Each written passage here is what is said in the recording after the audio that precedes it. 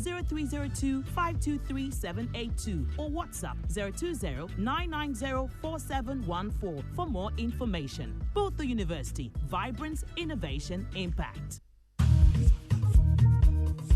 It's Christmas season again. GCB, your biggest and largest bank in Ghana, is rewarding its money transfer customers with exciting gift offers this Christmas season. At GCB, we make your Christmas season an exciting one when you receive your international money transfer at any of our branches. GCB Bank still remains the best money transfer redemption point in Ghana. With over 190 redemption points across the country, you can be sure of a quick and hassle-free redemption of your international money transfer. Receive your MoneyGram, Western Union, Unit Link, RIA, Speedy, Money Exchange, and Transfast remittances at any GCB Bank branch nationwide. Visit any GCB Bank branch today for your money transfer and you receive an exciting gift as we celebrate 70 years of greatness. Terms and conditions apply. GCB, your one-stop bank for international money transfers. GCB, your bank for life.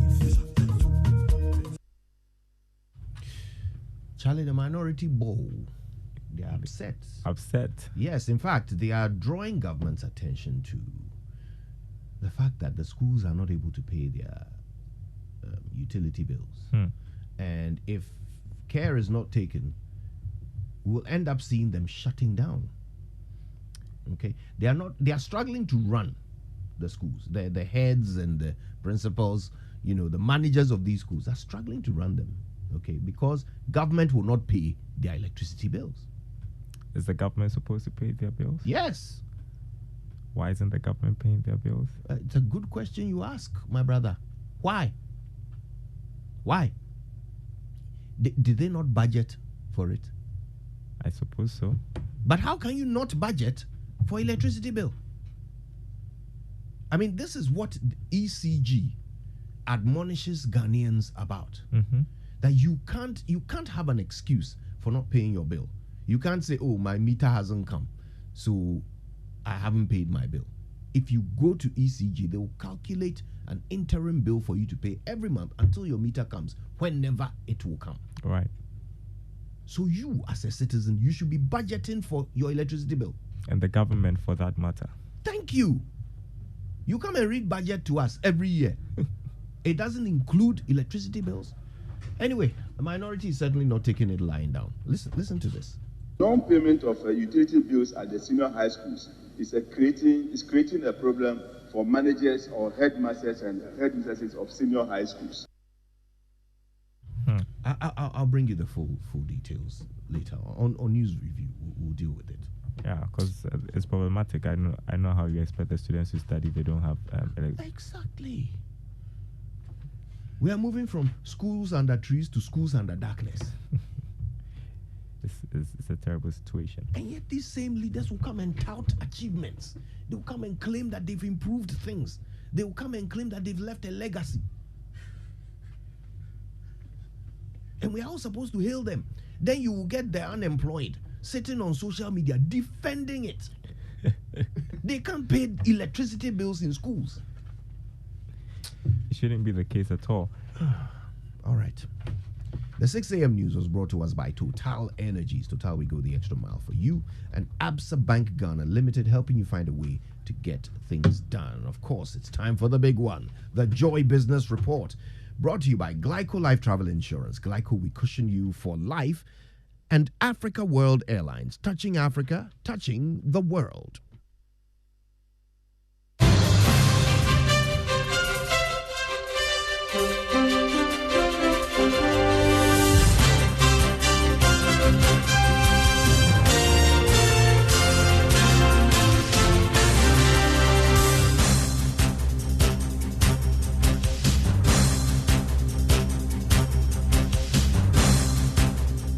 Hello, welcome to the Joy Business Report. Coming up this morning, China seeks political approval of agreement on Ghana's bilateral debt at official creditor committee level.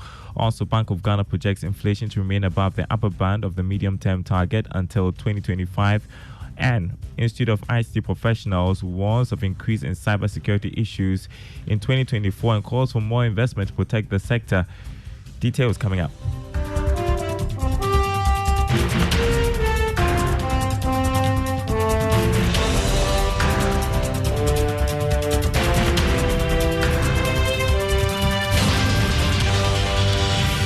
My name is Daryl Kwao. It's just 5 days more to Christmas. Can you believe it? Well, welcome to our friends listening from Kof Radio on KTU Radio. First up, China is moving fast to secure political approval of agreement reached at the official creditor committee level on restructuring of Ghana's debt. This is what Joy Business has picked up from persons with knowledge of the workings of the committee. Here's George Affe with more. We understand that the agreement that China has reached at the committee level can be described as preliminary when it comes to agreeing to the terms for restructuring Ghana's debt. However, the official representing China on the committee believes that the initial deal reached has to be taken back to China for the necessary approvals by its assembly.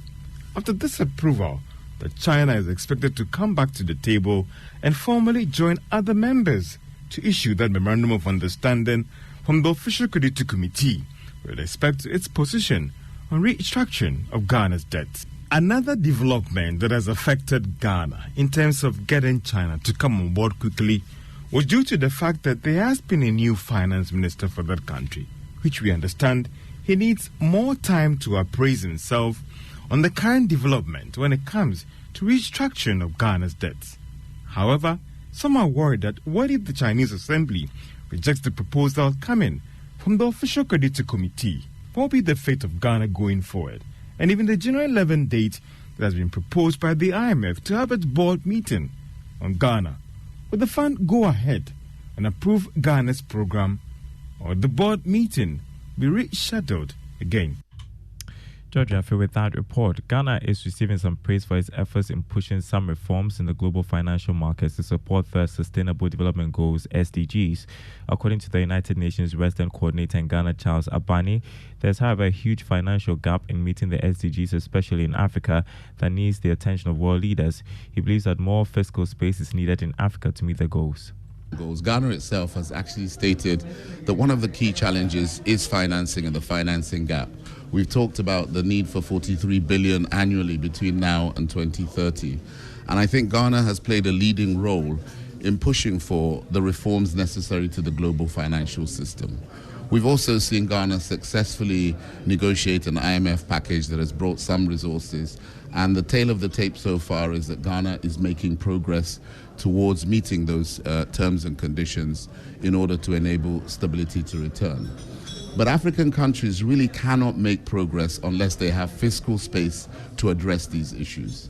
As I said, 3.3 billion people across the globe live in countries where they finance more debt than they actually spend on health, education, and basic services. And this ratio has to change. Charles Abani is United Nations Resident Coordinator in Ghana.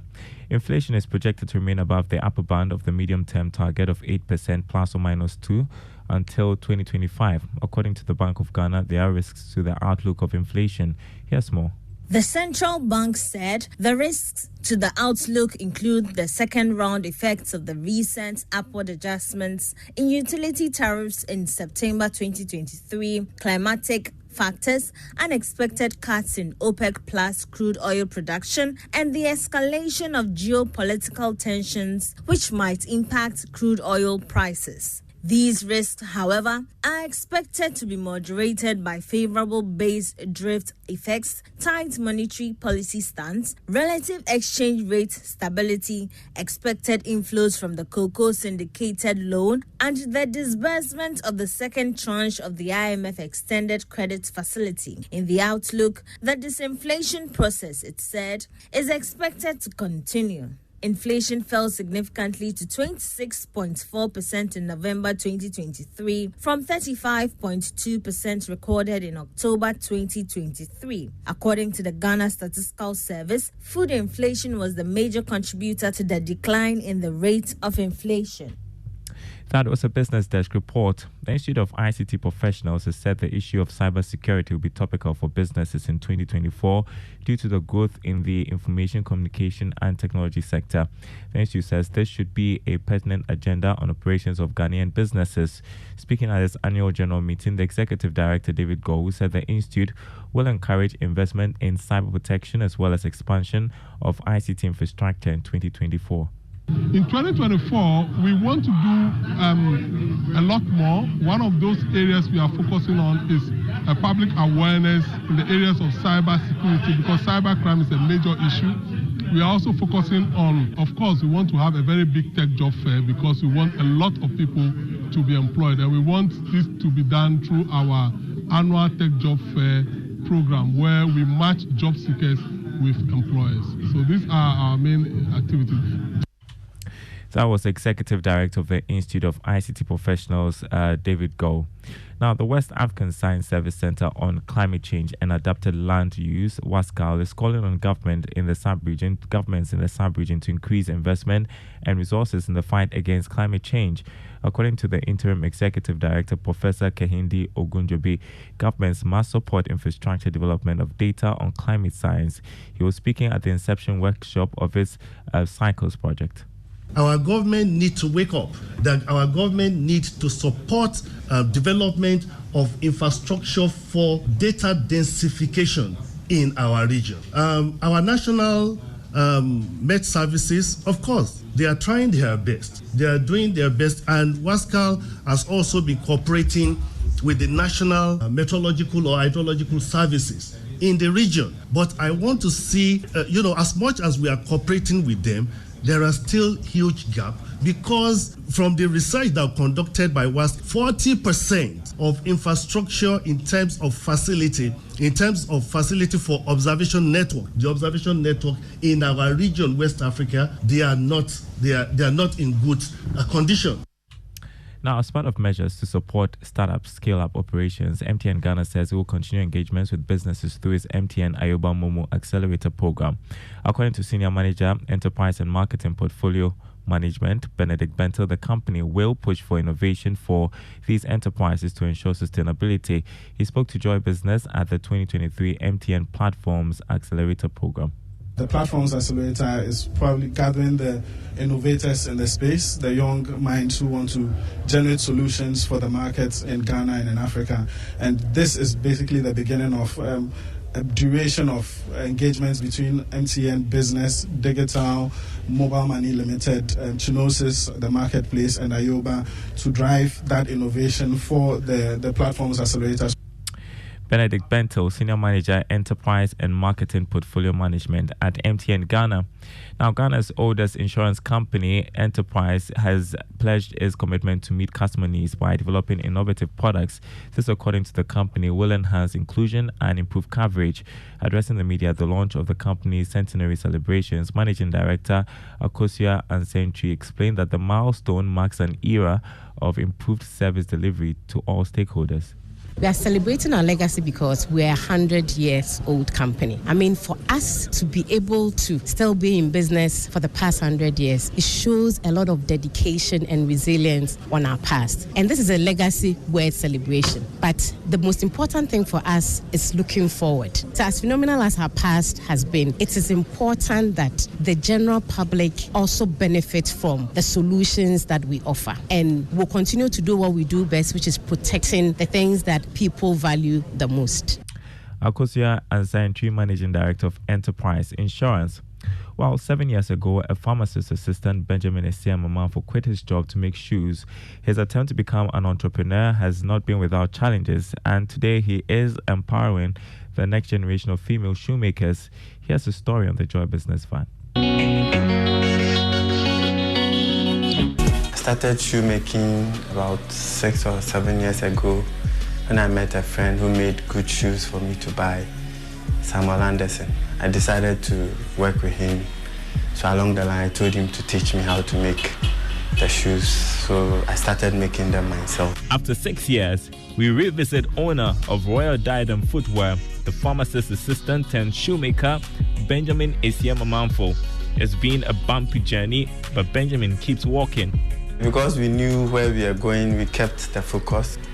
We are hoping to write our story one day. Benjamin is using his trade to empower women. A lot of people think shoemaking is just for men or it's a man job, but we can empower the women too. So we are giving training to young women out there who want to learn it or have the passion for it. All right, so do make a date, 1 p.m. right after the Joy Business Report, 5 p.m. on Business Live on the Joy